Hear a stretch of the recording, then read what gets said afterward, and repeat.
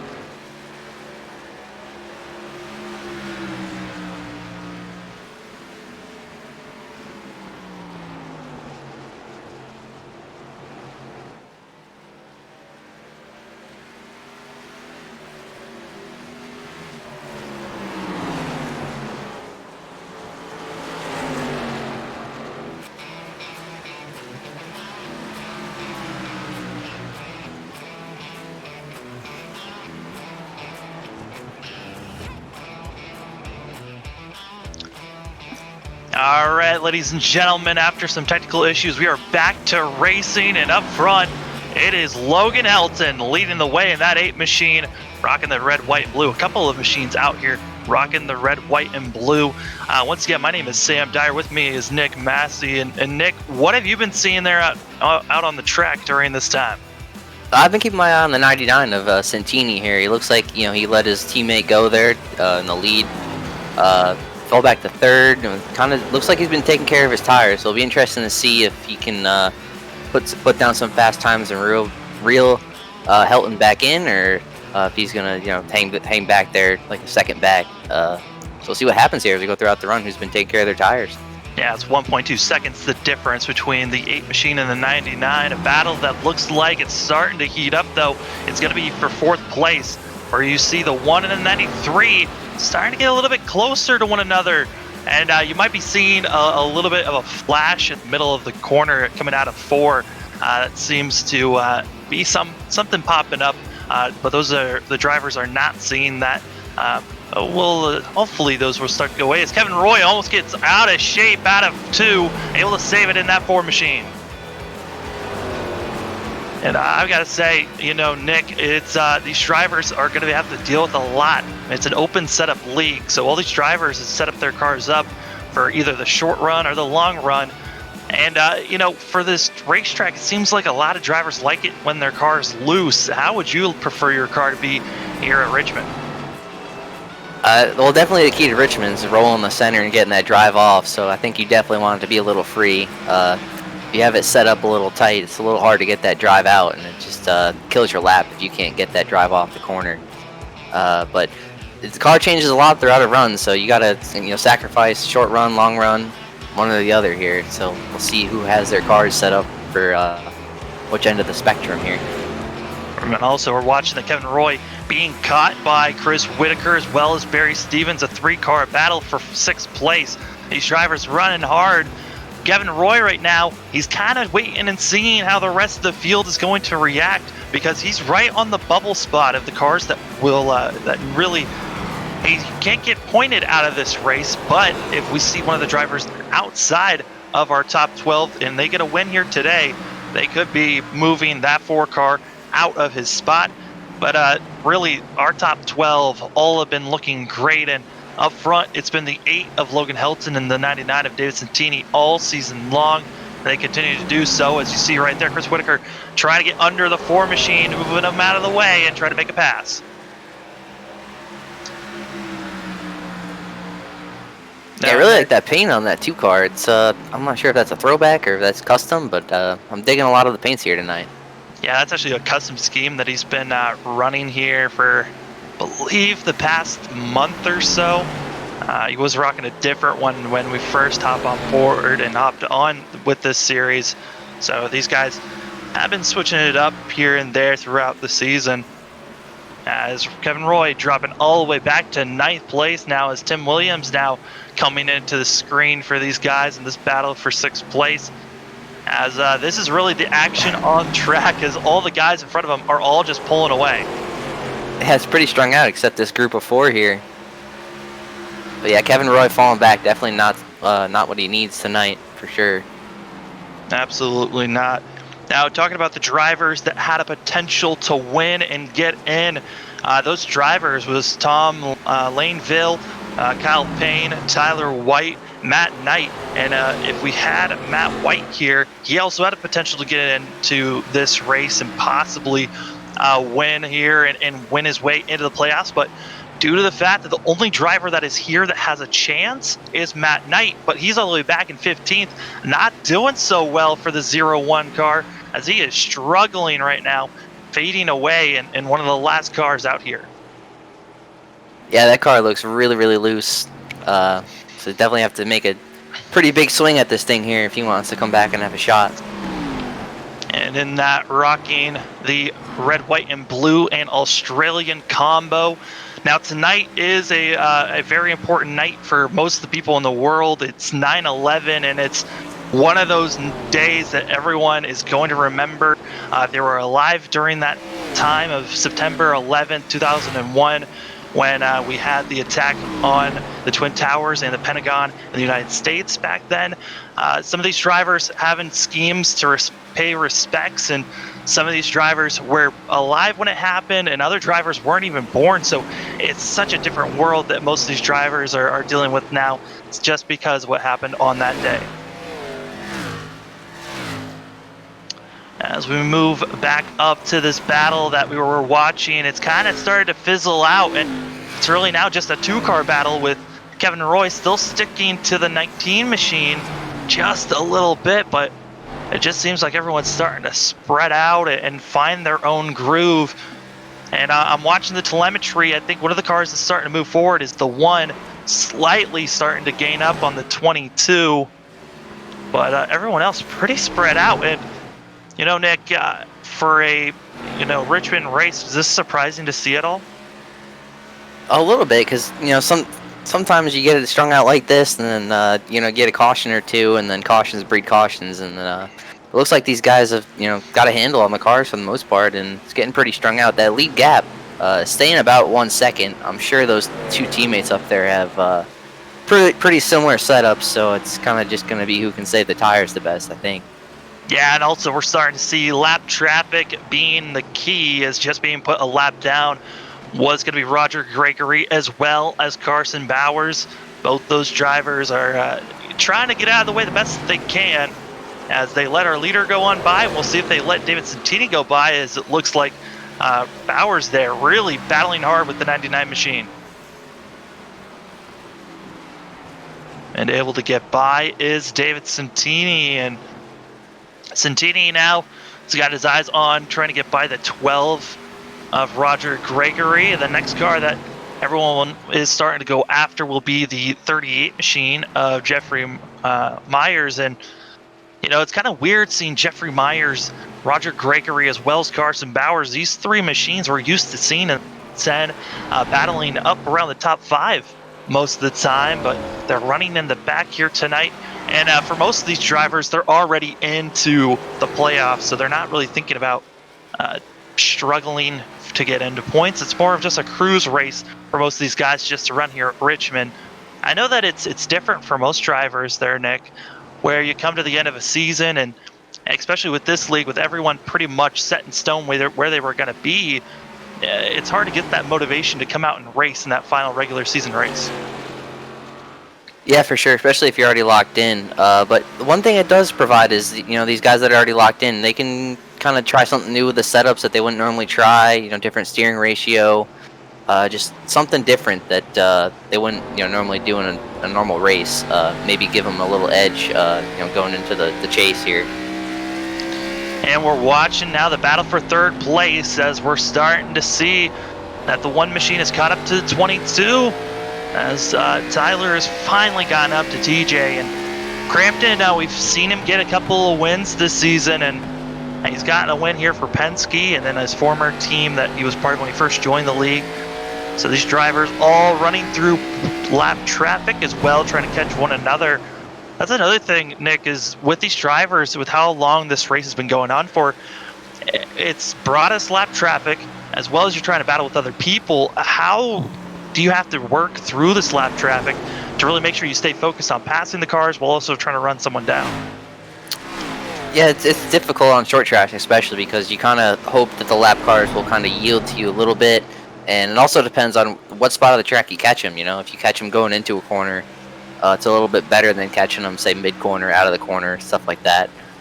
So it's kind of just like hoping the guy in front of you catches them in a bad spot, hoping you can catch them in a pretty decent spot, and get by them a little bit better than the guy in front of you. As they are still within 4/10 of one another, and they continue to fight on. And just want to give a look-see here at the points, just so people know that the drivers that are going in, David Santini, Logan Helton, like we said, in total, both drivers together, they've gotten a 10 wins this season alone. Wild to see, as the BJ McLeod guys have really just been hitting their marks here coming to the end of the season. And then at third in points, you've got Chris Whitaker, Joshua Gordon, Evan Longacre, who didn't make today's race, Jeffrey Meyer, who's running in the back. Then you also got Tim Williams, who's starting to move up right now, 8th And you got Carson Bowers back of the field, Roger Gregory in the back of the field, Brandon Andrews, who's running in 11th, about to be the next car put a lap down. So a lot of these guys that are in the points, more trying to test the waters here at Richmond, as this track can be really tricky for most drivers out here. And like you kind of said, it's kind of odd to see some of these guys that normally run, top 5, top 10, kind of struggling back here, going laps down and a little bit off the pace. Yeah, it's one of those things where, you got to set up and be prepared for. And like we said, right now, Matt Knight, the only driver that could possibly come in, and if he wins here today, he will win his way into the playoffs, which would knock Kevin Roy out. But due to the fact that Matt Knight is running in last, 1 lap down, and possibly could be going 2 laps down here soon, that 0-1 machine not looking like he'll be making it into the playoffs here this season. As we are 44 laps into this race, Nick, we're getting inching closer and closer to pits. And the pit window that we were looking at, I believe it's around 80 laps for these drivers. So they'll be thinking about pitting here in the next 40 laps or so. I mean, with it being so close to a one-stopper, would you think about trying to push it out that far, or would you stick with a 2-stop race here? I don't know. I'm not usually not the guy to ask for pit strategy. I'm usually pretty awful at them. But I think that given the dominance of the 8 car and 99 car up there, definitely you can definitely try different things, especially if you're already locked in. You don't have to go follow the same status quo as everybody else, I guess you could say. You can short pit, try to catch a caution at the right time. You do have 5 sets of tires, but I mean, it's been going green so long, I don't think that would be an issue at all. But yeah, there's definitely a lot of different strategies you can play. It's just kind of picking the right one based on the lap time fall off and stuff like that. Yeah, speaking of fall off, these drivers right now on their tires have already dropped off by a second based off their best lap time. So short pitting is an option for these drivers if they want to try to do a 2-stopper, but that time that you would lose from coming into the pits, I don't know if it's worth it. And with it being such a small field, we're not seeing the close combat that we're used to seeing from these drivers being so close to one another. As we're watching this battle here for 3rd place still, it's been hot and heavy between these two, still trying to figure out when and where will the 1 car make the move. And with it being Richmond in a short track, you never know when someone might use their bumper to move someone out of the way.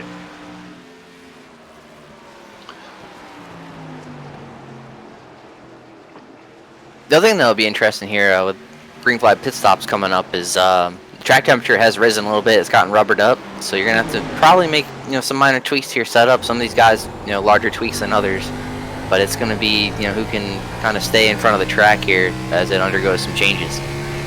50 laps have been ran here, and it's all been BJ McLeod, with David Santini getting the pole, and then Logan Helton able to get himself up into the lead and has never looked back.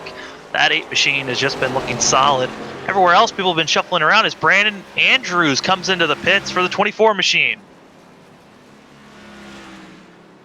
And that's on lap 51, so maybe my calculations of come in might be a little off possibly, but as the 24 car comes in, I think he might have some front end damage on that 24 car. Might have an incident, as we'll do a quick replay to figure out what happened to the 24 car.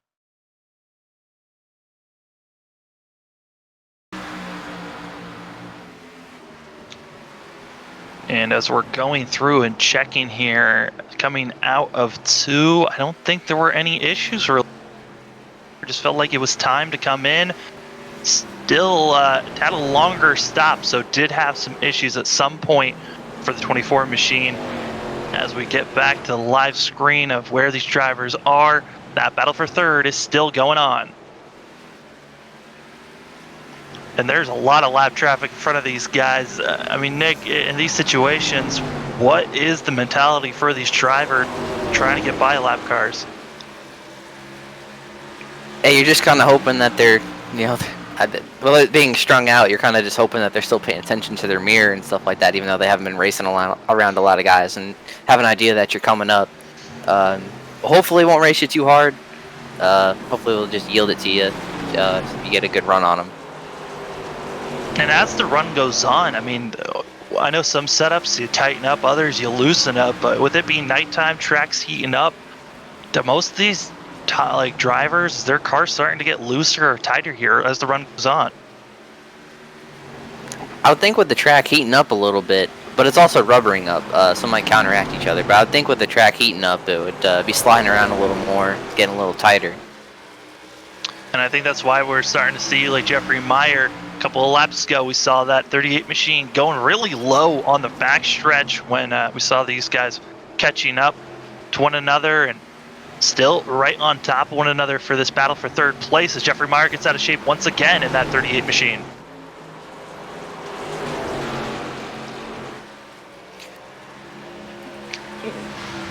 I think the one might have gotten out of shape there as well. He looks a little bit off before. That's something to watch out for as we're on lap 57 of 187, 131 laps to go. Nick, it's been a really green flag racing, and I kind of was expecting it to go this green, but at the same time, with how close we were seeing some action back around lap 30, thought maybe we're going to see a caution around there. As we're continuing to be green, we're inching closer and closer to pit stops. We're going to take a quick commercial break. We'll be right back to all the action here in just a few moments.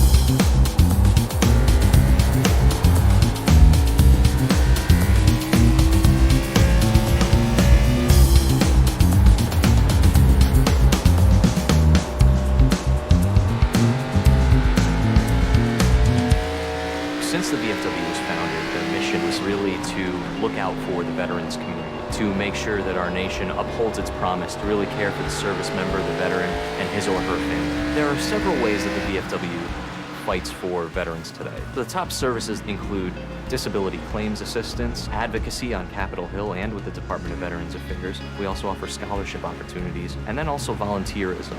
For me personally, when I came back from Iraq, my life experience was drastically different from those around me, and the veterans of foreign wars really spoke to me.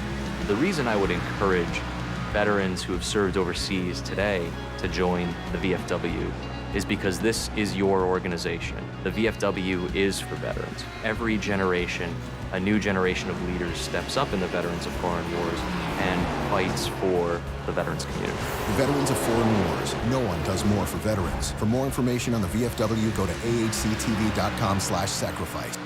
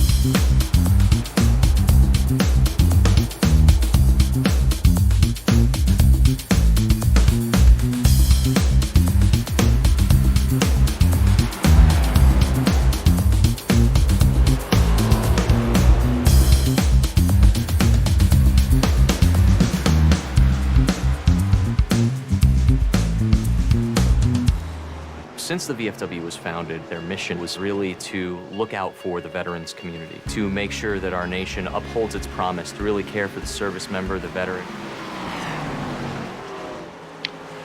Hello, ladies and gentlemen. Welcome to the Rapid Fire Pizza National Series. Me as Nick. We're watching the Richmond race. They're on lap 70 of 187 laps. And today they've been just green all the way, setting up for green flag pit stops here.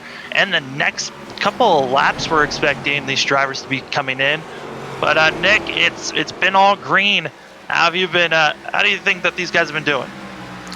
Yeah, pretty much the two team cars up there, Helton and Santini, have been pretty much picking them up and putting them down so far. They lapped up to 7th place right now currently. Yeah. So they're just flying. It'll be interesting to see though if Santini will do a little bit different strategy than Helton does, try to leapfrog him in the pits, or if he's gonna kind of just be content riding in second and pretty much follow the same strategy. And we were just watching Joshua Gordon there, and then went back to Logan Helton. It's that close as we're hopping on board. It's that one little car, that dot that we're seeing there as we're on board with the car coming up to what would be 7th place. And it's going to be wild to see if these drivers can go all the way. I think the last time we saw this as a driver's coming into the pits, that's going to be Jeffrey Meyer coming in the 38 machine, kind of showing that we're getting closer and closer when we're going to see our leaders come.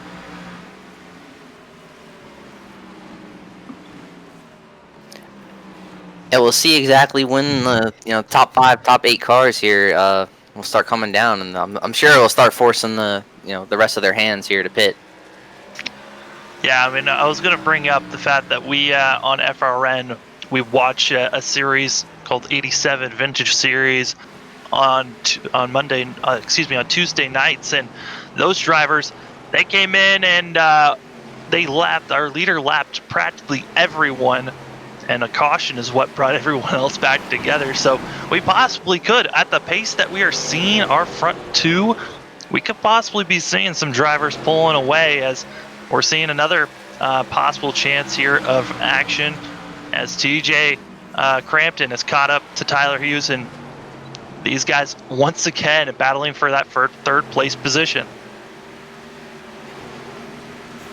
Yeah, they've been back and forth all night, and we'll see who will come out on top here. But yeah. One thing these pit stops will do is you got guys on old tires staying out, you got guys on new tires flying by them. Typically that speed differential might breed some caution, so it'll be interesting to see here in the next 20 laps or so. Yeah, and if we're going to see a caution, it's going to be in front of these two right now. We've got lap cars all on top of one another. Jeffrey Meyer just got new tires. He's getting by Kevin Roy, as Kevin Roy in 10th place is already a lap down. We're seeing drivers that are already 2 laps down, as Carson Bowers is getting passed by the 38.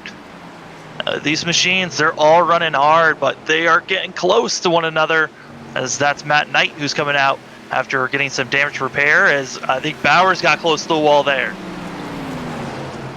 Yeah, you can tell these cars are just not handling well on these almost 80 lap old tires out there. They're sliding around off the corners, getting loose. Yeah, I mean, you've got the difference in pace. That's what we're starting to see from the 1 and the 22 catching up to the 4 and 16. And then with Jeffrey Meyer in the 38 machine, he just blew by all these drivers in an instant. Looking at the difference, though, on pace, these drivers are running about a second to a half a second off their best lap time just on these 80 lap old tires. So you got to give credit to these drivers. They are putting on a good show, and the tire drop off isn't as much as I thought it was going to be. Yeah, same here. It's only fallen off about a second and a half. So it's a lot less than I thought. I thought we were going to be seeing 2-3 second fall off. Yeah, at least. I mean, it's different to see for these drivers. Could be, I believe that there was a little bit of changes. Oh, the one machine of Hughes almost ran into the back bumper of Longacre there in the 10. Haven't really talked about Longacre that much, but that 10 machine was on a huge run in the middle of the season with I think it was a streak of almost 10 races of a top 5 finish. That 10 machine we know can run up well, as we're having some front runners coming in. Joshua Gordon as well as Kevin Roy coming into the pits.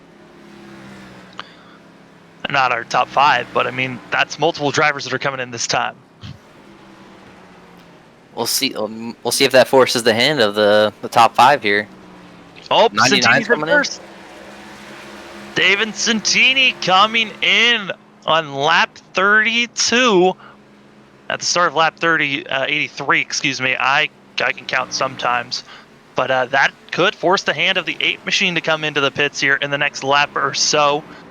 As Santini pulls in, we'll see if he can gain any advantage here. As looking at other cars, looks like the one's going to be possibly coming into the pits. He does.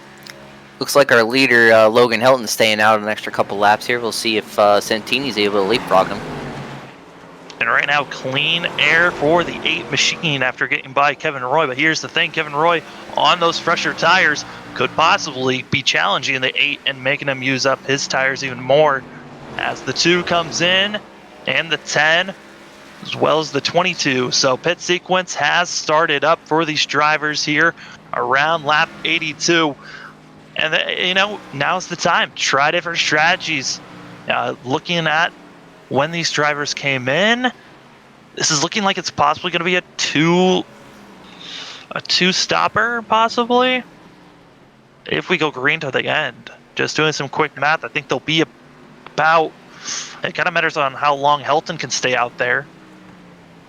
But for the drivers that are pitting now, they could possibly be about 4 laps short if we go green to the end.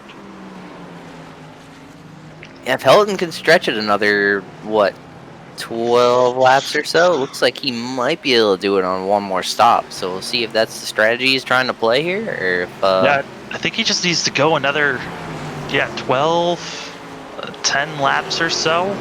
As well for Barry Stevens, as those, Barry Stevens is part of the same BJ McLeod team with Santini and Helton. So, those 3 machines, they're running in the top 5, looking to have another great day.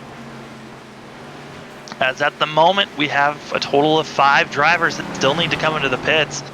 As we're on board with Helton because he is getting freight trained by so many cars on fresher tires that it kind of questions, maybe with all these cars that are passing him, could it possibly be stalling him out from getting into the pits when he wants to?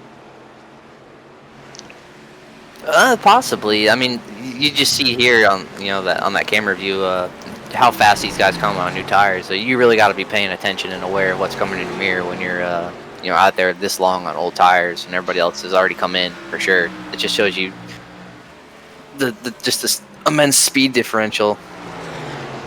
Still staying out is the 8 machine of Logan Helton, as well as Barry Stevens, Longacre, Roger Gregory, and Carson Bowers. I think Carson Bowers is probably the most interesting driver to still be out because he has just been trying and hoping that this race goes green to the end, and then maybe he can leapfrog some of these drivers that have already pitted, and we'll have to probably do a 2-stopper here. As yellow flag out in the air, that's actually going to be Carson Bowers that possibly spun out. There it is, the 16. As we're going to take a quick replay here and figure out what exactly happened and made this 16 car go for a ride, and I think it might have been a little bit of help from the 99. As entering corner number 1, 99 gets under him, and Carson gets loose. Luckily did not clip the 99 machine and did not hit the wall, but that is what is going to bring out our first caution of the day on lap 92 with a total of 2 cars on the lead lap. A shocker to see, and the car that's going to be 1 lap down is going to be Evan Longacre, who needed to pit. Everyone else most likely are going to take a wave around, except for Roger Gregory. He'll have to pit, so he'll probably stay 1 lap down again. This is a shocker to see. The other thing this does is like you said, the free pass is going to be Longacre, and Santini is actually going to have to take the wave around. So he's going to be out here on 10-lap old tires now. When the guy he's mainly been racing, his teammate Logan Helton, is going to have brand new 4 fresh tires. Right now, it's going to be about 8 laps, fresher tires going to the 8 machine, as we are on lap 93 of 187. First caution of the day comes from a car that was spinning out and was on much older tires than everyone else, and I think really showed the difference of fresh tires to old. It just shows just how hard they are to control, especially out of the corner and trying to get the power down. You just don't have that rear grip. But he did a good job of keeping it off the wall, locking that thing down, and just quick spin and kept going. As cars that were one lap down, Roger Gregory comes into the pits, as well as Myers, Bowers, and Matt Knight. So those drivers will be utilizing another set of tires. Bowers actually is going to be using his first set as Gregory here, as Longacre comes into the pits, and we now only have 3 cars that are on the lead lap, but looking like we're going to have 3 machines staying out for a wave around, possibly. Actually, there's going to be a lot more cars, but a total of possibly 6 cars on the lead lap once they do the wave around.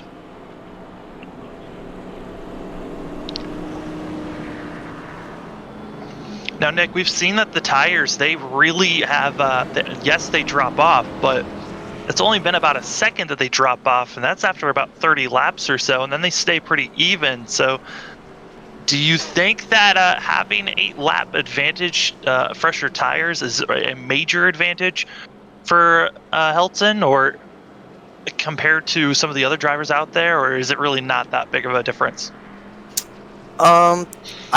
I think that it will be for firing off here, and then once everything starts evening out, you won't be able to tell a difference. But for the first, I'd say like 10, 15, 20 laps or so, I think I'll have a pretty significant advantage here over the 99. As we still have the pace car lights on, so we'll be still doing another couple of laps here on pacing. I just want to give a shout out to Rapid Fire Pizza for sponsoring this series and really allowing us FRN to be out here broadcasting these races. This has been a blast for us to hop on board halfway through the regular season and get to capture most of these moments that have just been spectacular to watch. I know a lot of it's been a lot of the BJ McLeod guys getting wins, but we've seen some of the drivers from the Saturday League coming down and having a blast and getting a couple of wins here, challenging drivers, showing, hey, you're not just the only top dogs around here. Like we said, points are set. Drivers kind of in the positions they're going to be in. If Matt Knight can somehow bring a miracle out and get a win here, he might be able to push Kevin and Roy out of the point standings as the pace car rolls off. But for now, it looks like the points might be set. As up front, it's going to be Barry Stevens leading the way as some drivers stayed in the pits a little bit longer than I was expecting to see based off the times. It looks like our front 2 might have had a little bit of damage that he needed to repair as they are running up front.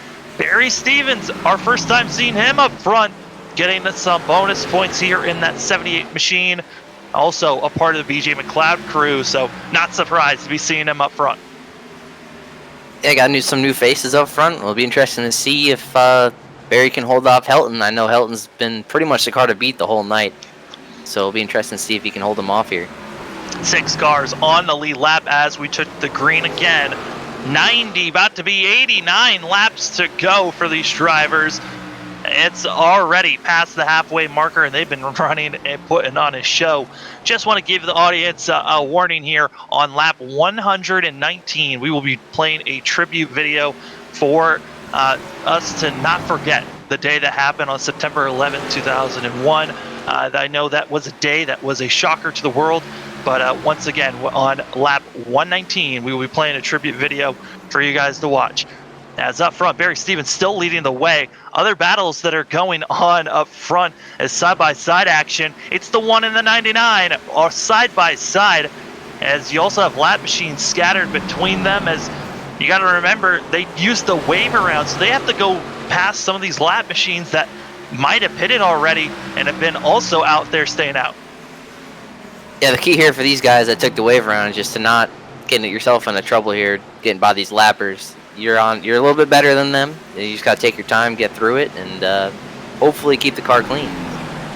And right now, Tyler Hughes, he's got the advantage, 1 lap advantage of tires over David Santini, so they're able to see the 1 car slightly getting by, as well as the 22 of TJ Crampton trying to follow suit. Looks like Santini trying to get by the 1 the best that he can, as well as we were watching this battle battle for the lead has been passed as the 8 machine of Logan Helton back to the point. Not really surprised to see him back to the point, but I think the biggest surprise is seeing Barry Stevens up there. But that strategy to stay out as long as they did worked out for these drivers, and when they came in, they're so close to where Logan Helton was when that caution came out. So possibly that could have been our money stop going to the end here. Yeah, possibly. The way this thing has been going, getting strung out like this, I wouldn't be surprised if that was probably the only yellow flag of the race. As right now, the closest battle on track is between 4th place Tyler Hughes and the 99 machine of David Santini, as they're also running up onto the lap machine of the 2 of Chris Whitaker. And Chris Whitaker right now 1 lap down, first car 1 lap down. So if a caution comes out and he's not involved in it, he should be getting the lucky dog here for that 2 machine, as he's now getting passed by the 99 and the 1. Continue to watch these drivers push forward. It's been a blast to watch them all season long, but it's just going to get crazier as the season goes forward. As looking at the schedule, I believe our next race for these drivers is actually going to be Bristol to start off the playoffs, and that's going to be a wild one for these drivers, going to a short track to an even shorter track at Bristol, Tennessee. And Nick, I mean, going to Bristol from one short track of Richmond to another one for Bristol to start off the playoffs, how do you think that these drivers might be trying to set or get any practice, if any, here racing at Richmond? I'm not sure if anything can transfer over. They're just two completely different tracks. One's concrete, high banked. One's pretty flat asphalt. But it's a lot of close quarters racing, especially for end of the regular season, beginning of the chase. So hopefully, if any issues arise tonight, hopefully they don't carry over into next week, because you'll be racing in close quarters again. Try to hit that reset button as the 1 car has catched up to the 10. Surprising to see that I don't know if Evan Longacre made an adjustment or not during that pit stop, but he just seems a lot more out of shape for that 10 machine. He has been looking a little loose at it too these past couple of laps, but this 10 machine has been ran down, and we'll see if he can hold off the older tires of Hughes as well as Santini there behind him. Yeah, we'll see. He might have it short set up for a little bit of a longer run. Set up a little loose to start. Tires start to age. It gets a little hard to turn, so it might come to him, but we'll see. Now, David Santini, who we saw in that last little string of laps that we were on before our caution came out, he was about 5 seconds off of Logan Helton before the caution came out. I mean, before he came into the pits and then the caution came out. That 99 machine is right now almost 6 seconds back from the leader, and he still needs to get by all these drivers in front of him before he even has a chance to try to run down that 8. By the time that he gets up there, I mean, the tires might be equaled out, but we were seeing there in the long run, the 8 machine of Logan Helton just seems to be a little bit faster than everyone else out here topping the class as he's leading the way. Yeah, especially now with the 99 and the 1, these guys taking the wave around are on a little bit older tires, so the Helton's putting down times that are 2-3 tenths of a second quicker a lap, so that difference in tires is still certainly showing. I don't think they've quite evened out yet. Not at all, as still close battles on track is between 3rd to about 6th place, as these drivers all within about 2 seconds of one another, but still pretty spread out. As we're hopping on board with TJ Crampton.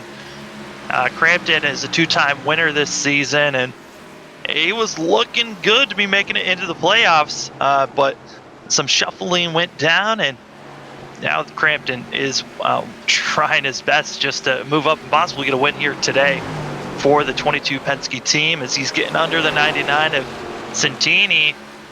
Santini's been, for the first, when he was on a long streak of about, I think it was 3 wins, he was just looking solid, dominant up front. But ever since the past month or so, he has really dropped off. used to be a long run setup machine. Looks like he's really just set up for the short runs, then drops off drastically after about 20 laps, and it's continuing here again at Richmond as he falls now to 6th place. It's looking like he's struggling out here, especially on those older tires, as we mentioned. I think he just needs 4 freshies on there. For sure. As we're inching closer and closer to the tribute time, these drivers running well as that's surprising. You know, that it's around the window where he knows he's going to make it to the end. Might as well try something different, but there's a risk. I mean, this is a major risk coming in this early on. Yeah, because I would personally, I would try to split it in two. You know, go from 80 and he overshot it. Oh, he slid through. That's gonna hurt him. But yeah, I would try to split it in two. This is kind of interesting because he's kind of splitting into a third or something like that. So I'm not quite sure what it's going to be interesting to see how it plays out. I'm still trying to figure out what it could be. A fifth? It might be a fifth at this point. I mean, he came in so early. They pitted around with like 95 laps to go, coming to 70 laps, and it's now lap 199. And like we said, we're going to play a little bit of a tribute video. We'll be side by side. You won't miss any of the action, as this is a tribute to 9/11.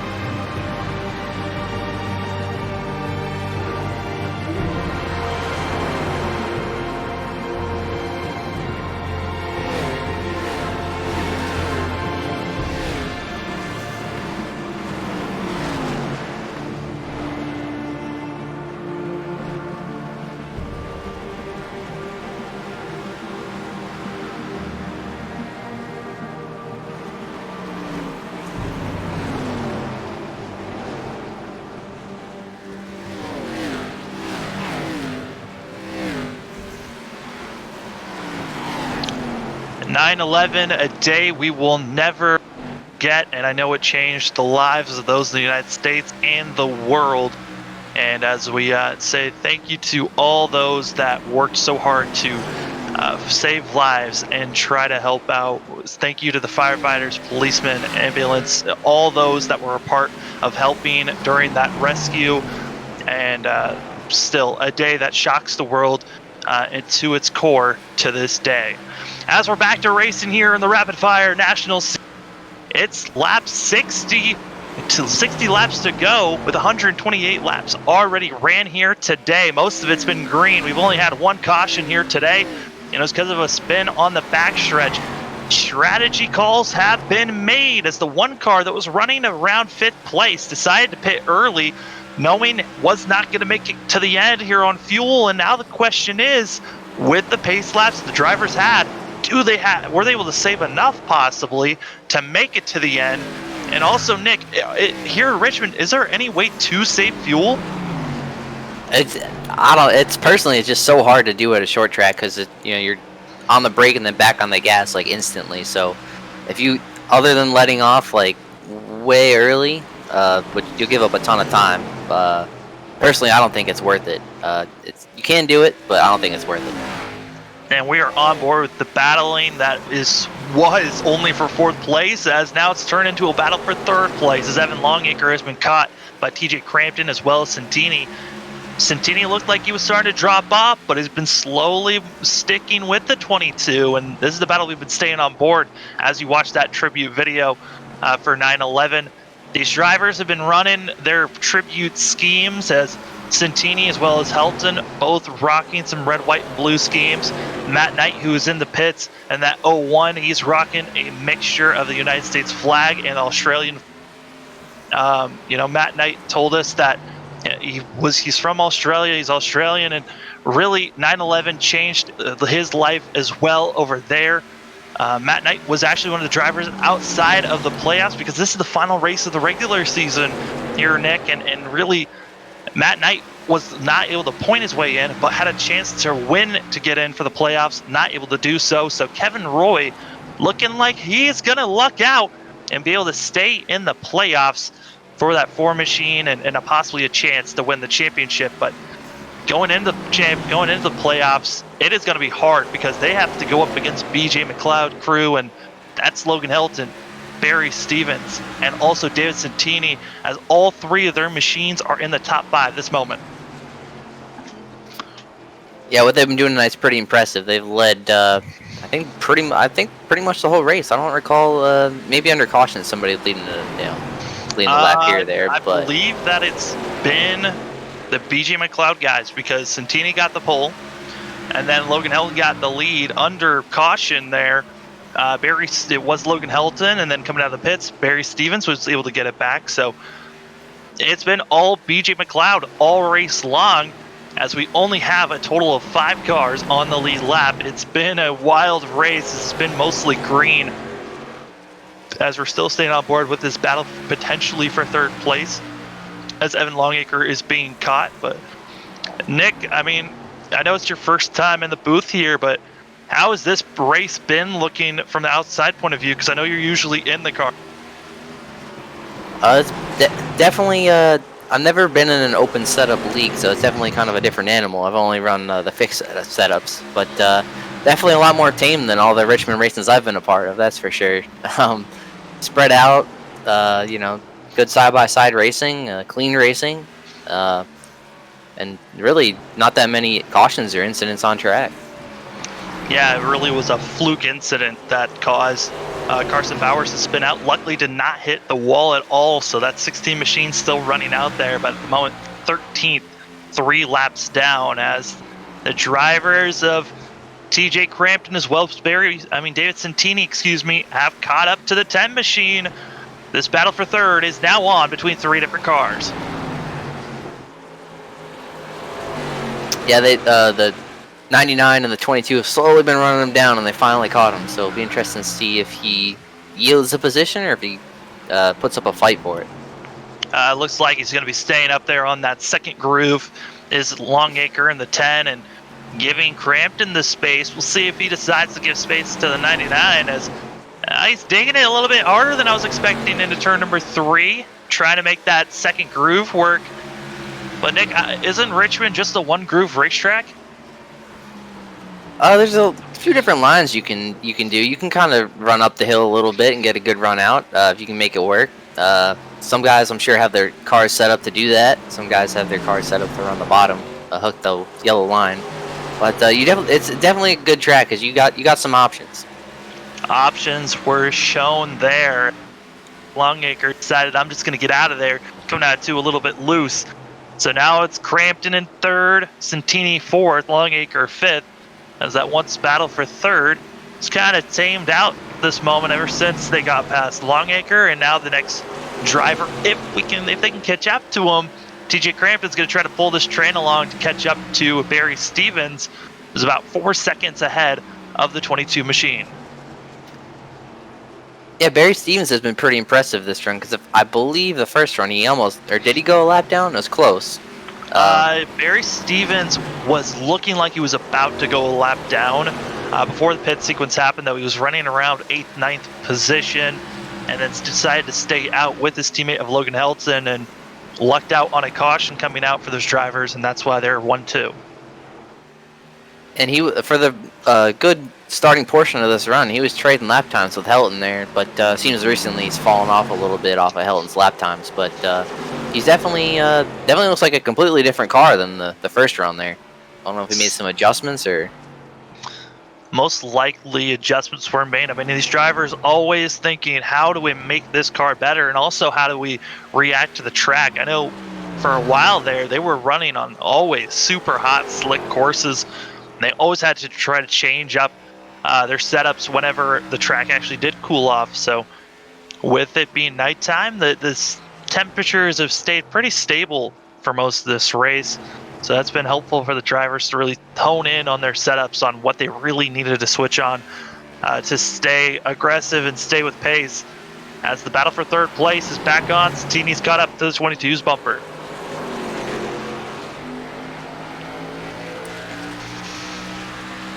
A little different than the action we were looking at earlier. It seemed the 22 and the 1 car had Magnus, couldn't get away from each other. But somebody different here for racing the 22.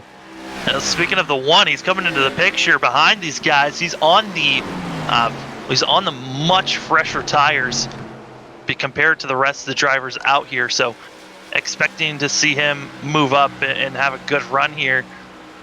As right now the 1 machine is on 22 lap old tires and trying to at least unlap himself once, as he is currently 2 laps down. Yeah, what really hurt him there is he came in for that green flag stop, and then he got a drive-through penalty for driving too many boxes, so that might have cost him a shot at a top 5 finish, but we'll see what happens.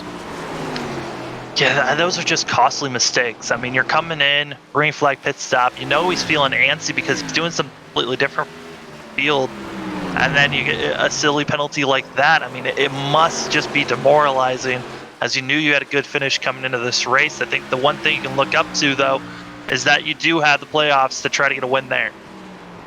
And it's a really easy mistake to make, too, especially when you're coming in by yourself, because you just have all those boxes, all that room to, you know, take it easy getting in your box, don't slide through.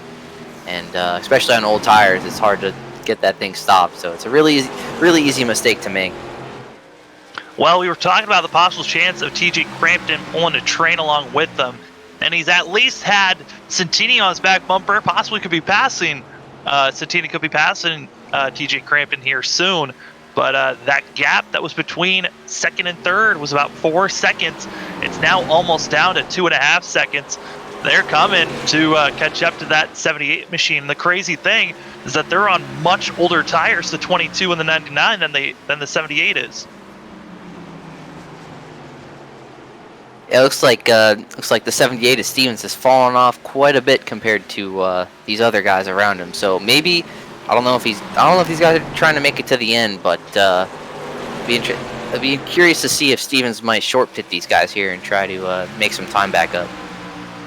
Looking at the drivers that did not pit and are still out there, the 99 has been out there for 69 laps on these tires and fuel. So there is a chance that he could possibly not have enough gas to make it to the end, but with having the pace laps from the caution, might have been able to save some fuel then, but it's still so close of a margin to see if it's worth that risk. But I mean, with you already know that you're into the playoffs, might as well try something a little bit crazy. Yeah, exactly. Especially with this race going green, you have a lot of options to short pit, stay out, try to catch a caution. It's a good opportunity to take a gamble that you normally wouldn't take. As we see, the 1 car is finally caught up to Santini and Crampton. and is going to be trying to make a pass here on those much fresher tires. But he's running about, I would say, about a tenth to 3/10 faster than the cars that he's around. That's the one compared to the 99 and the 22 machine. As here comes Tyler Hughes in that one, making the pass on Santini, makes it cleanly, and now trying to make the pass on Crampton, as well as Jeffrey Meyer, who's on very fresh tires. He only pitted 3 laps to go in that 38 machine, so now he'll be trying to pass both the 1 and the 22 as he's on those much fresher tires than everyone he's around. And this is where it's really easy to get in the corner a little too hot on fresh tires, slide up into somebody going a little slower. You see him, see these guys wiggling, getting a little out of shape. Jeffrey Meyer almost made a little bit of contact with the 1, and that's why we were getting a little nervous, because that closing rate is so dramatic, as well as just the pace that you carry throughout the corner. That's where the major difference is with these tires. As now, once again, trying to run down and catch up is Santini to the 22, but now there's a car in between both of them, as the 1 car just seems to be getting loose out of the corner, and it might just be putting a little bit too much throttle into it, which is stalling him out, not allowing him to get going and get by the 22 machine.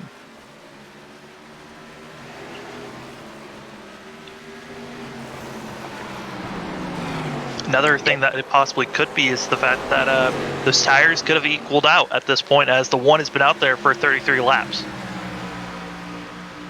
Very true, very true. Yeah, he's definitely wiggling all over the place here. I don't know if he changed something in his setup or if he's just trying so hard to get around him. It just looks like he's trying so hard to get on the throttle quicker than the 22, and it's just, the car is not happy when he does that. Is able to get out of 4 a lot cleaner as the 1. We'll see coming in, and 22 Crampton, let's go. Yep. But there's a risk to that, because here comes the 99 now. Yeah, I think eventually, you know, you got that guy trying to pass you. Eventually, you both are just going to keep giving up time if you keep racing side by side. So 22, just let him have it. And what's crazy enough is during all that time, being passed by lap traffic, being passed by the 1 and challenging one another, catching the 78 machine. Now that they're in line, though, they are catching him much quicker. This could be turning into the very end of this race, a challenge and a battle for 2nd, 3rd, and 4th place. Where will the drivers line up? As we are coming to 25 laps to go once the leader crosses the line. Logan Elton's just been looking dominant, as he is now up to a 12.1 second gap between himself and Barry Stevens. And the gap between 2nd and 3rd, less than 2 seconds. It is dwindling quick. The other thing is those lap cars just past the 99 and the 22 are going to have to pass Barry Stevens as well, so that's going to slow him down a little more and bring these guys a little bit closer to him. Yeah, the gap now is almost less than 1.5 seconds. That is wild to look and just see the telemetry just dropping on our end. As there's the 78 getting passed by the 4. Actually, he's trying to pass the 4 machine of Kevin Roy is Barry Stevens, and that could be causing him to slow up as they are closing in every single lap. And Logan Helton just has to hit his marks as we look to see where the 1 is. He's kind of in the middle of a lot of chaos as he's got the 2 in front of him that's kind of stalling him out, as well as the 10. But Logan Helton able to get by the 2 machine, and you know, I talk about it a lot lately, is now with the 2 going 2 laps down, only 1 car is 1 lap down, and that is the 10, leaving 4 cars on the lead lap. Is the potential of a lap car getting loose and possibly getting into a lead lap machine and ruining their day, as I think Crampton might have smacked the wall as he looked pretty aggressive off of turn number 2. Yeah, getting loose on the outside, especially, you know, we saw it before with the 10 car off the only caution we've had tonight. You got a little loose on the outside. Luckily, you didn't get anybody, hit anything, but really easy to do, especially when you're pushing hard, trying not to get past. As now the 22 Crampton trying to get by the 4 and will do so. It is now a 2nd gap between 2nd and 3rd place, and it's a 1 car difference between the 22 and also the 78. That's the 1 machine. We'll give an update on cars that are running in the back.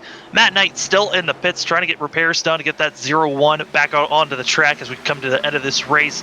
Another machine that looks like he is disconnected and parked it for the day. That's going to be the 12 of Roger Gregory. Luckily, Gregory is into the playoffs, so he's excited to see what his potential chances are for a championship run for the 12 machine next week, starting at Bristol.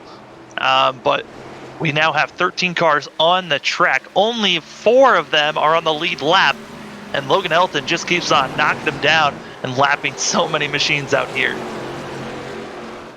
Yeah, he is flying, just putting it to him tonight. I don't think anybody has anything for him, even if late race caution comes out. Now looking at the time and looking at the closing rate between the 78, the 22, and the 99, I think the 22 might be right on the back bumper of Barry Stevens when we got about 5 laps to go. And, all these drivers into the playoffs, so it's more of just Robbins racing. Do you think about possibly using your bumper to move a car here, even though it's not for the lead? Man, I don't know. I don't know if you want to risk possibly wrecking the guy after such a clean race, but I don't know. Robbins racing, I guess, on short tracks, right? Exactly. You'll love to see some contact being made, but that gap between second and third, we saw at one point was 4 seconds. It is now less than 3/10 as TJ Crampton right there on the back bumper, but he's got a lap machine of the 1 car that is wiggling loose on the outside, and just one mistake could cost all these drivers a great night. Yeah, this is a tough spot for Barry Stevens to be in because you got the lap car and fresher tires, and you got all these guys you're racing against. So at what point do you... 3 wide! As Barry Stevens gets bumped a little bit by Crampton, and here comes Crampton, contact! Stevens and Crampton! And Stevens, this is something I didn't bring up, is Stevens is quite aggressive. If it's not a teammate getting by him, he's going to fight for every inch, and you just saw it there as Barry Stevens, the 78 machine, using his car to make a move on the 22, as Santini trying to make a move on the outside of the 99 on the 78 for second place. But Barry Stevens, I wouldn't be surprised if he gets a bumper now. Yeah, you just see how much better the 99 and the 22 are at center off the corner. That 78 just doesn't have the drive off these two do right now. And that's just that gifting David Santini into second place. Crampton able to get by Barry Stevens as they are now moved into the top 3. But can Santini hold off Crampton? That is the question, as Barry Stevens will try to stick with these drivers, but just based off of the pace difference, Barry Stevens is probably going to drop off. I don't think the contact was hard enough to really hurt the 22, as he's now fighting it on the inside of David Santini. The 99 machine is going to try to pinch the best that he can, but he's kind of drifting up a little bit higher, getting the momentum off of 2, continues to hold off for second place, but Crampton still holding strong right on that quarter panel. And these two cars have been pretty equal this whole run. They've been bumper to bumper, so I don't know if there's a clear advantage here. It really doesn't look like it is across the line. They were side by side. I think that went to Crampton as he continues to hold on the inside, the preferred line, as the 22 of Crampton holds for second place. But here comes the crossover by David Santini. Crampton gets a little wiggly out of 2, and then 99 back to second place. Oh, he got into him a little bit. Oh, he's losing it. He's losing it around. Contact made. David Santini, Crampton bringing out caution number 2 with about 10 laps to the end. Oh my goodness, less than 10 laps. Shootout here. That's going to be bringing in. We only got, I believe, 3 cars on the lead lap. And everyone still has tires, but who will be battling for this lead? As Barry Stevens looks like he's got a clean car. Santini looks like he might be 1 lap down. But we got to take a closer look here at this caution contact between the 99 and the 22 as they were battling hard for second place.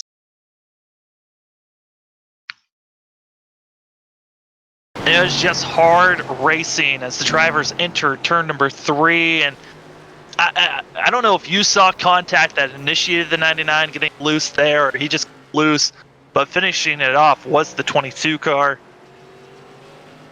Yeah, it just looks like the 22 got off the gas a little early, tried to get in the corner a little bit better, get a run out, and the 99 got a little sideways. 22 just got him a little bit try to give him an opportunity to catch it, but just couldn't do it. Just a tiny bit of contact, then finishing him off. The question, no, that last hit though between the 99 and the 22 on the front bumper of Crampton's machine. I mean, those front bumper hits are kind of risky to see because there's always potential chance of a machine having more contact. As actually, I don't think we saw that on our replay, but we're going to take a quick look at this. As the 99 car was getting ready to go again, he was already loose, trying to get straight. Jeffrey Meyer makes a little bit of contact with the 99 machine. It helps Santini straighten up just a little bit, but still more contact there. But we'll see how much damage there is as they're coming into the pits now. Logan Helton already came into the pits, and here comes the 22 and others. We'll see how long Crampton stays into the pits here, as right now Logan Helton already out of the pits, Barry Stevens is out of the pits, and BJ McLeod feeling confident up front. Yeah, that front end damage on the 22 is usually not a good thing to have here, especially on short tracks. You just lose all the grip in the front end and possibly horsepower if you hit hard enough. So we'll see how bad that 20. It looks like he had a pretty quick stop, so I don't know if the damage was as extensive as we thought. But he had a quick stop, but I think he might have made even more contact with the 19 coming out of the pits, as they both were very close to one another coming out. They were drag racing it out of here, and Crampton the 99 did bump a little bit on each other's side panels, but able to continue going. Doesn't look like it was hard enough to really hurt one another, but drama here at the end here at Richmond, as the 22 and the 99 making a little bit of contact, bringing out our second caution of the day. As we were coming to less than 10 laps to go, now we'll be going green, possibly with less than 5 laps to go. I mean, Nick, we know that Logan Helton's been the quickest out here, but Barry Stevens did stay pretty close there on the first about 3 laps or so. Do we think the 78 machine has enough to stick it to the 8? possibly that last run, he was trading lap times with Helton for the first 5-10 laps or so. So he might give him a run for his money here if he gets a decent start. As these drivers are getting ready to go, pace car lights are off. We're going this time by. It's going to be 5 laps to go. Logan Helton in the 8. 78 of Barry Stevens on the outside, and them on the second row is pretty interesting. Well, I thought it was going to be interesting as they rack up. That's lap cars. Yeah, so it looks like it'll be a just the top 2. So it's going to be difficult for Stevens to get a good shot on that outside, getting a good start. Just hard to get a good jump on that leader. See him laying back a little bit though. He's trying. He certainly is trying. Great flag out in the air. 5 laps to go here at Richmond for the finale of the regular season. As Logan Helton leading the way, Barry Stevens stuck on the outside. Lap machines under him. Logan Helton looking like he's breaking free, but you never know. A late caution could come out. As we're watching here, this is just a hornet's nest. Santini's in the middle of this, as well as Barry Stevens gets loose. Contact made. Stevens gets involved. No yellow yet, but the 19, now the yellow is out. Hard contact between the 10 and the 19 machine. As, oh no, Barry Stevens gets loose out of 4, and that's what causes this caution to come out. Just looked like he was trying to get that power down and beat that lap car into turn 1, and got a little bit too much out of there. And you'll see there the contact between the 10 and the 19 as well. You just hate to see that at the end of a race. A lot of cars that were just trying to survive make it to the end, with a lot of contact here. As we hop on board with the 10, watching this, and we'll have a little bit of so you can see what he was saying. There's nowhere to really go, and contact to the 19 machine. Yeah, it's just so hard to tell when you're coming like that where that 19 is going to roll, whether he's going to roll back up the track, go down the track. He just kind of bet on the middle. No room. None at all, as these drivers are going to come in, and I believe with the way that caution came out, we might be seeing ourselves a green-white checkered here for these drivers to finish this race off. And this will re-rack them and get put the lap cars at the rear. So we'll have what, 5 cars on the lead lap here. So be a little more wide open than the last start with just the 8 and Barry Stevens up there. Up front is going to be Logan Helton as well as TJ Crampton. You also will have Barry Stevens, who was staying out there. And then Chris Whitaker will be given the lucky dog and will be coming in and probably getting some fresh tires. He's been out there for 102 laps on these tires and feel impressive by the 2 machine.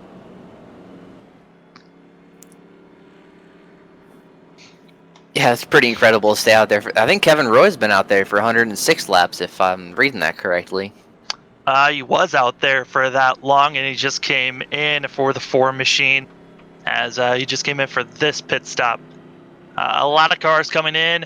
Our top 3, though, decided to stay out, and so they'll be on older tires. Freshest ones out of those older tires is actually going to be TG Crampton with 7 laps on his tires. And then you've got the 78, who's on 8 laps, as well as Logan Helton, who's on 8. Everyone else is on fresh tires that are on the lead lap, though a lot of machines that are still trying to take waiver rounds to get up front and possibly have a chance if we have another caution. But I think you can see on your end, Nick, is it's going to be only one attempt at a green-white checkered here? Looks like we got 3 shots. 3 shots to see who's going to make it and get the win here at Richmond. Logan Helton's been leading most of the laps. He's led the most. We'll see if he can lead the most important one and grab that checkered flag. As the drivers are still winding around here. I mean, green-white checkered here, Nick. I mean, there's only a handful of cars up front that are on the lead lap. What type of moves can you make here at the end? Because really, there's not a lot of options. Yeah, it's tough. The key is just getting a good start and having a shot, at the top 2 in the last couple laps. If you don't get a good start, that pretty much ruins all the chances you have. But I will say the one thing that it does, these green-white checkers do give the opportunity for these guys to do is come down pit road, put on 4 fresh tires, and maybe pump up those air pressures a little bit to give them a little more speed on these short runs. Pace car lights are off. We're going this time. Our first attempt at a green-white checkered. Logan Helton, TJ Crampton. They're on older tires. We'll see how they do. The car with the freshest ones that are on the lead lap, that's going to be Evan Longacre in the 10, and then the 2 of Chris Whitaker. Whitaker will not be a car to watch out for because he'll be at the end of the line. So we'll see if Longacre will be a surprise here, trying to steal this thing. Pace car is in. Green flag back out of the air. Logan Helton with a fantastic start. Crampton has enough room. He can come down. So it might be a good enough restart, but is it enough? As up front, it's Helton pulling away as everyone else still wadded up behind him. Oh no, they're going to go around. Kevin Roy spinning it around there in the 4th caution now. And as we said earlier, cautions breed cautions, and looks like that was the case here. Get all these guys bundled up. Yeah, it started off with the 24 machine of Brandon Andrews. It's the 24 blinked in and out, and I think he got into the wall or got loose. As continues to blink, got loose at it too, came down, hooked the 4, and nowhere to go. And that just continues the woes for Kevin Roy, who it seems to be just the path this season has been of him just being caught up in accidents that he has not made. And that looked like another case of what we've seen all night. Just a guy getting loose out of turn 2, turn 4, and either collecting somebody else or self-spinning. Just looks like guys just pushing so hard at the end here, just getting a little loose. As you're going to see here, I mean, Kevin Roy just hooked in, nowhere to go for the 4. This goes right in front of our cameras, and that machine is junked up and ready for the modified series. He probably didn't even see that coming either. 24 is right next to him. He just kind of got hooked out of nowhere. As the cars are up front getting ready to decide, do I come in or do I stay out? This looks like a lot of the machines deciding to stay out here. Kind of stuck with what you got. And we'll see if it works out for most of these machines out here, as Logan Helton still leading the way and TJ Crampton in second.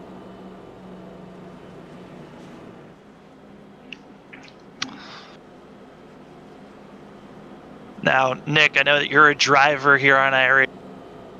With these green-white checkers that come out, you know, the first one, you're just excited for it. The second one, though, the second attempt, do your nerves still stay the same, or do they just continue to get ramped up every single time you put an attempt out here? You're just kind of hoping that, you know, it's potentially 3 starts, so you're hoping he'll get a good one every time, and you're hoping that the one that, you know, ends up going green to the end, you're hoping that you don't mess that one up, because if you mess up a start, potentially could ruin your shot at the win. But definitely heartbeats up there, ready to go each time, just hoping you can get a good jump. I'll tell you the one that's not liking these green-white checkers right now, it's Helton, because every time they re-rack like this, it just gives these guys another shot at them. And I'm looking to see, I believe, and I'm seeing it, the 2 machine gets to be up front. So another competitor to possibly be spoiler for our front 2 is now going to be Chris Whitaker, who decided to stay out as long as he could. Also, Barry Stevens is going to be moved up here on his, I believe he might be on fresh tires. A little bit damaged is that 78 machine. We'll see how that goes. And the 10 also had some front end damage. I think the 2, the freshest cars out here and the best looking car in the front besides our leader, the 8 of Logan Helton.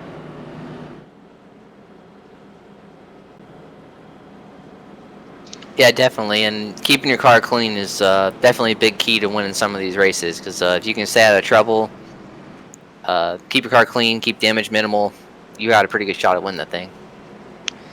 Logan Helton ready to go. Pace car lights are off. We're going to be giving this a second attempt at a green-white checkered. And these guys have been racing for quite a bit here, and it's been a long one, but it's been a lot of the 8 car leading the way. As Logan Helton, I know he's ready. He wants to get another win. He's got 3 so far this season, trying to make it number 4 in the regular season of wins, making it number 11 possibly for the BJ McLeod team. They're trying to continue to rack them up. Pace car lights off, and away we go. Green flag back in the air. Logan Helton leading the way. Crampton got a fantastic start. Better than that last one, and now he's right on the back bumper of the 8, but I would not say that we are done, as they are still extremely racy in the back. 2 car gets a little bit loose, out of shape, and they continue to race hard. They are looking to see for the white flag. White flag in the air. Then we'll be racing to the end here. It doesn't matter what flag after that. Logan Helton out of 4, looking good for the 8 machine. White flag in the air. 2 car was really out of shape down there in turn 2. I didn't think he was going to hold on to that thing. But 22 car getting a pretty solid run here. We'll see if he has anything for him in 3 and 4. The 2 continue to have contact in the back with the 19, but here we go into 3 and 4. And TJ Crampton's not there in time. It's going to be Logan Helton coming out of 4 here at Richmond, getting his 4th win of the season, 11 for BJ McLeod, and continues to keep that momentum forward into the playoffs for another win for that 8 machine. Yeah, fantastic run for Logan. Just complete dominance from wire to wire, for sure. I mean, if you just looked at the way that this race started, the middle and the end, you're really not surprised that it was the 8 machine that got it done. If anything, you're surprised on where everyone else finished behind him. TJ Crampton, yes, he was showing some pace, but he would have to work his way up to 2nd place. Longacre was back in around 10th place for most of this race. He got a top 5. Same for Stevens. He was running back out there. And Chris Whitaker in 5th place. I don't know how he figured out to be up front, but staying out for 102 laps on those tires and fuel gave him the chance to get the lucky dog and a top 5 finish. As we're seeing the 8 car burning it down, we're actually going to take a look at the results as Logan Helton able to get the win. Talked about our top 5. Chris Whitaker, the first car. I still cannot believe that he was there. Santini in the 99, not able to move up the way that he wanted, only got up to 6th place. Kevin Roy, after heavily damaged, was able to continue just chugging along. First car 1 lap down. Everyone else 2 laps down or more, as it was a lot of cars going a lap down, just struggling here today. but able to push it forward. That second caution, the first caution really put a wrench into everyone's strategies, putting so many cars one lap down. And as we're starting to see the cars getting set up and ready for the end, we're going to be bringing in some of our top competitors and drivers that had some fantastic runs here today. Third place, Evan Longacre. Amazing race for him. We're going to be bringing him into the booth and having a little bit of chat with our third place finisher. Evan, it's Sam and Nick up in the booth. You got us? Yes, I do. You got me? Yeah. Now, how did you find your third place after, we saw you get into contact with the 19 car, but you still had enough to be up there up front? Honestly, this is probably the luckiest race I have had in this league, including last year and this year. My car was really, really bad. I missed the mark big time. It's like everything I know about setting up cars. I did the exact opposite. So this thing, it was loose on exit. It was tight on entry. So all around, it was just really bad. The cautions just fell perfectly for me. Yeah, Evan, we saw that it was a hard road for you, but cautions kind of helped you out in a way where you're able to get the lucky dog and be running up front. How was it though when you saw yourself making contact with the 19 machine at that moment? What was going through your mind?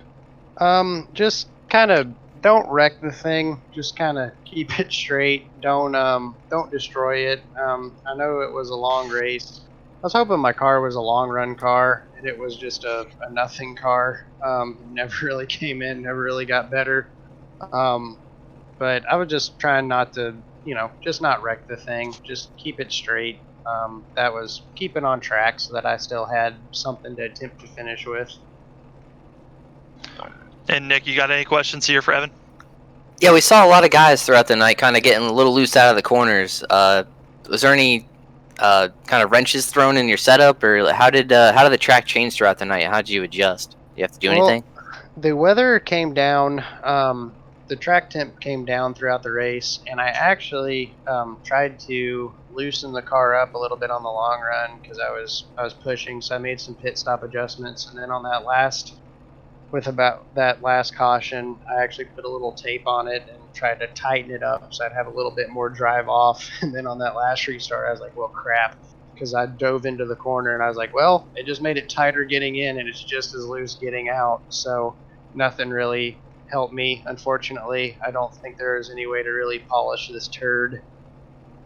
Probably not a very, very good interview considering I just kind of walked into it. Yeah, it was an interesting race overall. Most of it was green, but after today, feeling like you had some luck. How are you feeling about trying to carry that luck into the playoffs? As that is going to be a tall order trying to beat out these BJ McLeod machines. Oh yeah. Last week we definitely made some improvements. I had a really good car last week, so I've got something decent. It's just Richmond's just kind of an odd track. It's notoriously loose. I'm still excited for the playoffs. I'm gonna have a lot of work ahead of me. I'm 99% sure I'm gonna miss the first race, so it looks like I'm gonna have to win to continue on.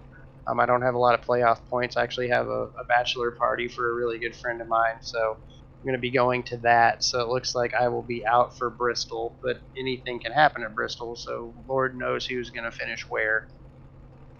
Yeah, it's going to be a wild one. But before we let you go, Evan, we're going to hand the mic over to you. Shout out. Okay, I have to thank Rapid Fired Pizza. I have to thank Loving Memorial Urns, FSM Customs, Shorba's Racing Graphics. He did the paint on this car. It's one of the 3 paints that I have from him. I have a red one, a black one, and a white one. I've got to thank the guys that I'm running laps with and working to put some stuff together. Matt White couldn't make it tonight. I got to thank Jeffrey. Always have fun racing with Carson. He's on my team for College Racing. And I got to thank you guys for doing the broadcast again. As always, dedicating your Friday and Saturday nights to our 2 series here. And bringing some entertainment to all the friends and family. So I really appreciate you guys doing that. You always put on a great show. Congrats to Logan for running a really really good race. Just kind of kicking butt. So congrats to him, and guess I'm looking forward to 2 weeks from now. Yeah, I can't wait to see you when you're back out on the track there, Evan. That's Evan Longacre in the 10 machine getting a third place finish. I mean, it's a podium. Congratulations, and hopefully we can talk to you again in 2 weeks. Yes, sir. You guys have a good night. Thank you so much. And it's been a wild night so far, but I think it's been an even wilder one for TJ Crampton, who had to really work his way throughout the field. TJ, it's Sam and Nick. Do you got us, bud? I gotcha. I mean, TJ, you seem like you had a wild race where you were racing. You were racing around a lot of other machines. How was it for you out there on track? It was. Sometimes it was good, and then sometimes it was literally I would burn the tires off way too early compared to Santini, Helton, and Hughes. But I mean, I just got a good start. I mean, the caution really helped me get me back in position, and then unfortunately, I kind of turned Santini. I'm really upset at myself about that. But I mean, second's a good finish, so I'm happy about second. Yeah, I mean, we had the green-white checkers. You had a chance there on. Was there anything else that you possibly could have done to get to that 8 machine? To be honest, I gave him the win. I didn't want to turn him just like it did to his teammate Santini. So, but I don't think I could have had anything. Starting second is just so difficult. I can't time when when the leader goes. So it's hard for me to do that. But I think Helton just had a really good card today, and no matter what, he was going to win unless he made a ridiculous mistake, and he's not meant for making mistakes. And Nick, any questions from your end? And coming into Richmond, you kind of never know what kind of race you're going to see, whether it be long green flag runs or caution after caution. Were you surprised with the long green flag runs? And did it provide you? Do you think about playing any different strategy than the 8 and the 99 at all? The long green flag run was very surprising. I was starting to get tired towards the end of it, not gonna lie. But thankfully that caution came out because I kind of messed up my strategy. Pit crew got a bad stop. It was like a 14.5-second stop, so I got a little behind the 8 ball. But I basically did the same strategy. As once I saw the leader in Hughes pit, then I went to pit. So not really a different strategy. I just kind of followed the leader. Yeah, TJ, I mean, we were at one short track here today. We go to another one next week. How are you feeling about going to Bristol? Bristol should be fun. Banked corners should be a little bit easier than this. Top side's going to be the way around there, I think. But overall, I think it's going to be really fun. Hopefully, we can put on a good show over there. Well, TJ, before we let you go, we're going to hand the mic over to you for any shout-outs. I just want to thank Big O Tires, one of my personal sponsors, and then the league sponsors, Rapid Fire Pizza, iRacing iFlag, FSM Customs, Sharba's Racing Graphics, and Abiding Love Memorial Urns. That's TJ Crampton in the 22 machine, able to get a second place finish here this evening. A great showing there, TJ. Hopefully we'll be able to talk to you next week. Yes. And that's, TJ Crampton, a great day for himself. But I think a guy that's even happier is going to be the man who won it and finally has the race won. Logan, it's Sam and Nick up in the booth. You got us? Yes, I do. Well, that was a long race, but you look like you were the most dominant car out there, leading most of the laps and able to lead the final one that mattered. How was that race on your hands, though? It was just really stressful at first. Most of the race before that was just kind of keeping my cool, making sure I could make it to the end, making sure I was looking after my tires, and then whenever the caution came out with 10 laps to go, that was really when it set in. This was not going to be an easy finish. So I just did my best, and we went through I think that was 2 green white checkers, and whenever the final caution came out, I was like, oh, it's getting real now. So I was just kind of trying to do my best and focusing and just hitting my marks, and if anything, I was going a little bit slower than I wanted to on the final few laps because I just did not want to mess up and hit the wall or get loose and sideways or anything. Yeah, I mean, the cars seemed extremely loose here today, but also you were on older tires than the rest of the field. Do you think that also was paying a tribute to why you were feeling a little bit nervous out there? I think it had a little bit to do with it, but my car was just so good today that I felt like I was on new tires every single lap. It obviously it didn't have the same grip, but I just felt the same under control as I did with new tires. And Nick, any questions on your end? Yeah, and Logan, this is Nick. So when you have whenever you have a car that dominant, I think what's got to be going through your head the whole race is pretty much like, don't screw this up, don't find a way to mess it up. Did you have to make any major adjustments to your car? Were you worried about, obviously like the cautions later in the race can be a little stressful whether you pit or stay out. But did you have to keep up with the track at all with your setup? It seemed like you were on rails the whole night. I didn't have to make a single adjustment all night long. Whenever I first came out here, I put my practice laps in, making sure it didn't change at all from this week, especially with the big update it had. And it just didn't feel any different. It was just as perfect as it could be, and I didn't have to make one adjustment the whole race. And do you think a lot of this short track kind of setup that you have going on is going to carry over to Bristol next week? I didn't even know Bristol was next week, but I sure hope so. Yeah, it's playoff time is here. Bristol going to be the first round. And Logan, it's gonna be a wild playoff. I mean, we know that your teammate David Santini, he's up there and gonna be challenging with you. Is there anyone else that you're feeling a little nervous about that could be challenging you guys on BJ McLeod for this championship, possibly? I will say Evan Longacre has kind of been coming back recently. I know he won the championship last year, and he shouldn't be anyone to forget, obviously, but it's just he's kind of like come further up than recent weeks.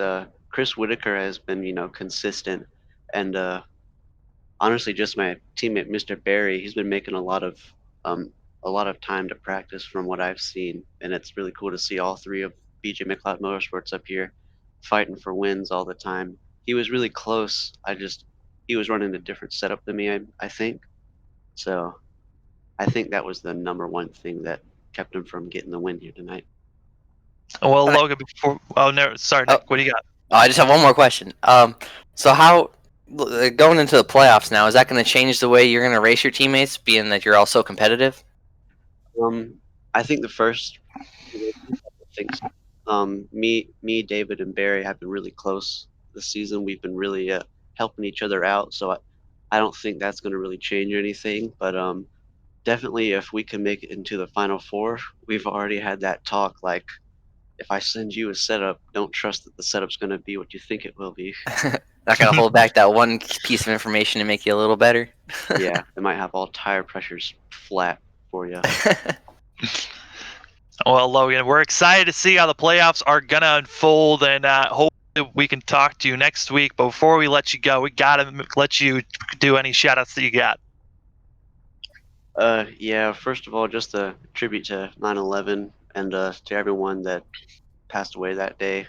I ran this paint scheme today just to remind people of that day. And but thanks to my sponsors, RGC Media, LKH Graphics, Jones Racing Setups, who else? You guys for putting on the broadcast. My teammates at BJ McLeod Motorsports, and sponsors of the league of Rapid Fire Pizza, iRacing, iFlag, FSM Customs, Shorbus Racing Graphics, and Abiding Love Memorial Urns. And I think that's it. Well, Logan, congratulations on your victory here today. We hope that momentum carries on into the playoffs. That's Logan Helton in the 8 Machine getting it done here today at Richmond. Have a good one there, Logan. Thank you. And man, it was a long race, but Nick, I mean, from your point of view, I was. Sorry, say that again. Cut out. I mean, it's been a long race here today. I know it's your first time in the booth, but how was that race for you? Yeah, definitely fun to be, have a different perspective on the race. Usually I'm down there driving it, but it's cool to watch the different strategy, custom setups for sure. See what people are doing better than others. Nice clean race, couple pretty much all similar yellows guys getting loose, but strategy played, and I think the best car won tonight for sure. It really did. Logan Helton in the 8 machine, part of BJ McLeod Motorsports, really able to get it done here today. That's it. That's the finale for the regular season, but the action continues on next week for playoffs. We got our top 12 in points moving on. We've got David Santini, Logan Helton, Chris Whitaker, Joshua Gordon, Evan Longacre, Jeffrey Meyer, Tim Williams, Carson Bowers, Roger Gregory, Brandon Andrews, Barry Stevens, and Kevin Roy making it into the playoffs. Those 12 drivers are going to be hunting and battling, starting off with Bristol next week. It's going to be a fight to figure out who's going to be moving on to the next round, and I'm excited to see who's going to get it done. But for tonight, Nick, I want to say thank you for joining us in the booth. Yeah, thanks for having me. And for myself, my name's Sam Dyer. That's Nick Massey. You got to watch another presentation of the Flatout Racing Network here on our YouTube channel. For more racing action, we've actually got our Saturday League going on tomorrow night, same time as today's race. It's going to be the Veterans of Foreign Wars Cup Series. They're going to be putting on a fantastic show. They're going to be here at Richmond again, and that's going to be at 8:30 Pacific, 8:30 Eastern time, p.m., where you're going to be seeing all that action here on the Flatout Racing Network. And for tonight, you got to see the presentation of the Flatout Racing Network. Have a great rest of your night, everybody, and we'll be seeing you tomorrow night.